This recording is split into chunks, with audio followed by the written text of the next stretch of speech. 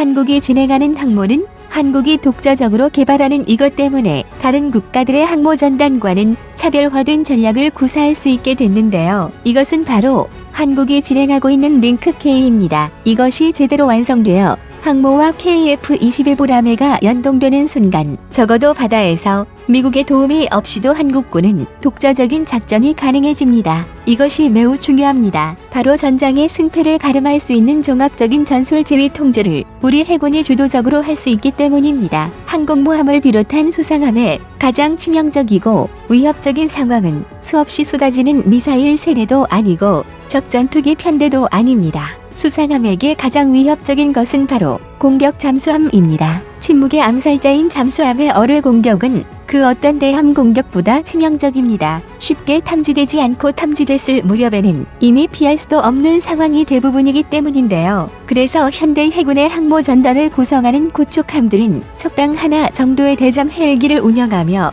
항공모함 역시 다수의 대잠 헬기를 운영합니다. 반면 적 잠수함을 막을 수 있는 전력은 아군의 잠수함만큼 좋은 것도 없습니다. 잠수함은 정찰도 가능하지만 수중에서 은밀히 침투해 적의 이동을 감시할 수도 있고 기회가 된다면 적이 전력을 파괴시킬 수 있는 마주 훌륭한 함정입니다. 이 때문에 항모 전단에는 2척 이상의 잠수함이 따라다닙니다. 하지만 일반적인 재래식 잠수함으로는 항모 전단을 따라잡을 수 없는데요. 항공모함은 함재기를 이륙시킬 때 25노트 이상의 고속으로 순항하며 이런 항모를 호위하는 구축함들 역시 항모와 함께 고속 기동을 진행합니다. 하지만 대부분의 재래식 잠수함의 출력으로는 25노트를 낼 수 없습니다. 리튬 배터리를 탑재한 일부 신형 재래식 잠수함처럼 최신의 잠수함들만 고속을 낼 수 있으나 그 잠수함들도 최고 속력을 오랜 시간 동안 유지할 수 없는데요. 그래서 제대로 항공모함 전단을 호위하기 위해서는 원자력 잠수함, 그 중에서도 수중 전투를 주목적으로 설계된 공격 원잠이 필요합니다. 원자력 잠수함은 반영구적인 원자력 추진을 사용하기 때문에 수중에서 고속 항행을 하더라도 수중 항행 시간이 제한되지 않으며 매우 높은 출력을 바탕으로 장시간 고속 주행이 가능합니다. 또 기술의 발전으로 과거와는 달리 핵추진 잠수함들도 디젤 잠수함 정도로 정숙성이 높아졌습니다. 조용하면서도 빠른 공격 원잠은 항공모함 전단보다 앞서 위협을 파악하고 대응하는 역할을 맡습니다. 이 때문에 미 항모 전단을 적으로 상대하는 함대가 항모 전단을 먼저 발견해도 쉽사리 접근할 수 없는 이유입니다. 이는 어딘가에 숨어있는 공격 원잠의 공격을 받아야 하기 때문인데요. 그런데 대한민국 해군은 공격 원잠이 없습니다. 그렇기에 원자력 추진 잠수함의 확보는 상당히 오래전부터 추진된 우리 군의 수건이었습니다. 하지만 지금으로선 농축률이 낮은 저준위 제처리만 가능하기 때문에 효율과 성능이 그리 썩 좋지 많은 원자로밖에 탑재할 수 없습니다. 하지만 다행히도 프랑스의 쉬프랑급 잠수함이 농축률 20%의 상업행 연료를 공격 원잠에 사용할 수 있음을 먼저 선보였기 때문에 우리 역시 상업용 핵연료를 이용한 원자력 잠수함 개발이 가능하다는 점은 확인됐습니다. 또한 한국 정부도 도산 안창호급 배치 -3에는 핵추진 잠수함으로 개발한다고 국내 언론을 통해 밝히기도 했습니다. 이런 내용의 가능성이 매우 높은 이유가 도산 안창호의 만재 톤수를 약간만 늘리면 프랑스의 쉬프랑급과 거의 유사한 규모의 공격 원잠으로 재탄생할 수 있기 때문입니다. 뿐만 아니라 도산 만창호급 배치 -3가 건조될 무렵에 한국형 항모가 같이 건조되어 전력화될 것이란 점도 이 주장에 상당히 힘을 실어주는데요. 하지만 항모 전단과 원자력 잠수함이 있어도 물과 식량, 연료와 탄약이 없는 함대는 전투를 수행할 수 없습니다. 그래서 항모 전단을 구성하기 위해서는 이를 보조할 수 있는 군수 지원함이 반드시 필요한데요. 현재 우리 해군은 만재 23,000톤의 소형함 한 척과 만재 1만 톤의 천지급 세 척을 보급함으로 보유하고 있으며 추가로 한 척의 소형함을 건조할 예정입니다. 하지만 이 정도로는 동, 서, 남해를 책임지는 해역 함대와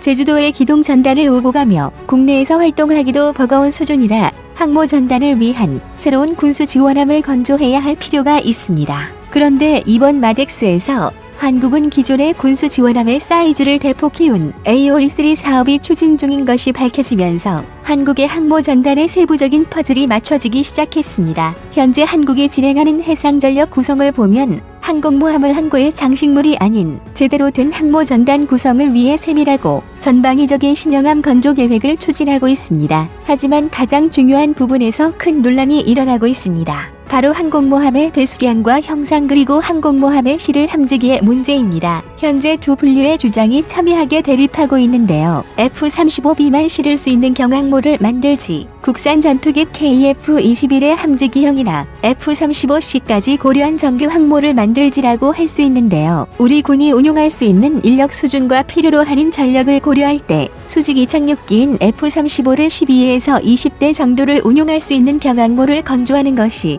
맞다는 의견과 주변국의 항모 전력 강화와 미래 전장 환경의 변화를 생각할 때 보다 크고 강력한 정규 항모를 건조하는 게 맞다는 논쟁입니다. 양측 다 상당히 논리적인 근거를 가지고 있는데요. 경항모파는 대한민국이 아직까지 항공모함을 만들어 본 경험이 없다는 점을 지적합니다. 그러나 현대 정규 항모에서 반드시 있어야 할 전자식 추진 체계인 EMALS를 만들 능력이 없으니 일단 경항모를 만들고 항모와 함재기 운명 경험을 쌓은 뒤 이후 중형 이상의 항모를 건조하자는 주장입니다. 반면 정규 항모파의 주장은 주변 안보 환경의 급변입니다. 매해 수십만 톤의 군함이 만들어지는 동북아에서 경항모는 그 어떤 전략적, 작전적 가치도 가질 수 없다며 수조 원을 들여 실험용 선박을 건조하는 것은 낭비라는 주장입니다. 경항모를 만들 바에 타국과의 기술 협력을 추진해서라도 본격적인 항모를 건조해야 한다는 주장입니다. 만약 한국이 정규 항모를 갖게 된다면 일본이나 중국을 압도할 수 있는 전력을 정말 보유하게 될까라고 궁금해하시는 분들이 많으신데요. 결론부터 말씀드리면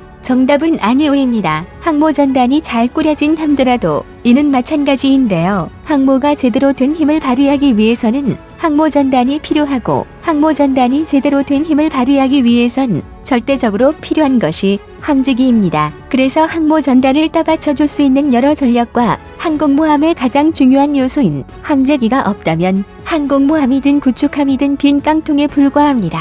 현재 경항모, 중형항모에 대한 찬반 양론은 끊이지 않고 있습니다. 그리고 양측의 논리에는 여러 근거가 있지만 결국 본질은 함재기를 무엇으로 할 것이냐입니다. 먼저 경항모에서 주로 사용되는 F-35B와 같은 수직 및 착륙기 비틀은 긴 활주로가 필요하지 않고 신속한 이착륙이 가능해 뛰어난 다목적성을 가졌습니다. 하지만 대안이 없고 너무 비싸다는 점이 문제가 되고 있습니다. F-35 이전에는 세계 여러 나라에서 사용됐던 해리어가 고식화되어 퇴역하면서 대한민국 해군이 주력으로 쓸 수 있는 수직 이착륙기는 모직 F-35B뿐입니다. 그러나 너무 높은 가격과 기대 이하의 성능으로 F-35는 돈 먹는 하마가 됐습니다. 성능이 높아진 만큼 덩치가 커져 경항모의 크기도 커져야 했는데요. 이에 정규 항모론자들은 엄청나게 비싸진 F-35B를 사기 위해 KF-21의 함재기형을 싣자는 주장을 내세우고 있습니다. 그런데 일각에서는 이제 막 시제기가 출고된 KF-210이 무슨 함재기냐며 불가능하다고 주장하고 있습니다. 그런데 그 일각의 주장과는 반대로 말도만 되는 일이 지금 한국에서 벌어지고 있습니다.